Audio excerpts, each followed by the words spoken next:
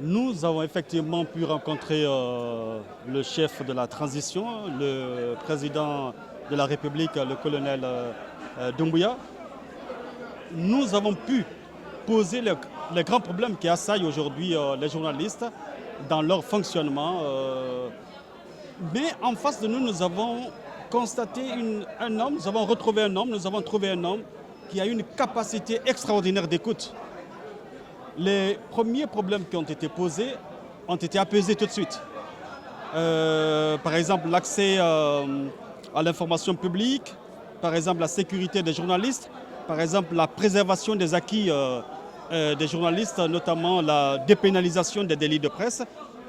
Toutes ces questions, toutes ces préoccupations ont trouvé une réponse immédiate. Donc franchement, c'est une journée extraordinaire. Le nouveau président, il est patient. Il a été à l'écoute avec une grosse patience et on sentait sa volonté de répondre aux questions, sa volonté d'assouvir les attentes, sa volonté de trouver une solution à tout ce qui préoccupe les uns et les autres. Nous, les journalistes, nous sommes des observateurs. Nous ne pouvons pas dire que nous accompagnons tel ou tel.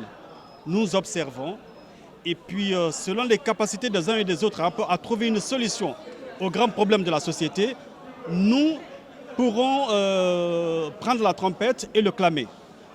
Mais aujourd'hui, c'est vrai que ce que nous voyons aujourd'hui nous rassure et puis voilà, nous rassure dans le fait que demain, ce métier pourrait être pratiqué de la meilleure des manières. Ce qu'on peut retenir, c'est que l'accès à l'information publique, par exemple, n'est-ce pas?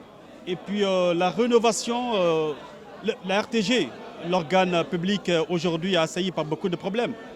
La RTG, OREA, l'AGP, ces différents organes publics pourraient trouver une nouvelle solution. La presse privée n'était pas oubliée. En tout cas, tous les grands problèmes que nous avons posés de façon générale ont pu être apaisés aujourd'hui. La haute autorité de la communication a été biaisée dans son fonctionnement. La haute autorité de la fonctionnement, selon les journalistes qui étaient là, ne répondait plus aux attentes des journalistes. Elle n'était plus qu'une coquille vide. Et il y avait des gens qui ne devaient même pas relever de cette structure, mais qui y étaient. Le président de la haute autorité de la communication, qui devrait être désigné par le collectif des professionnels qui avaient été amenés là, a été finalement nommé par un décret de la présidence de la République, ce qui n'est pas normal, ce qui ne se devait pas. Donc toutes ces questions ont été posées au nouveau dirigeant qui a promis d'y remédier, de mettre en place rapidement une structure de régulation de la presse qui permettra à la presse de fonctionner normalement et voilà, d'apaiser les attentes des uns et des autres. Merci.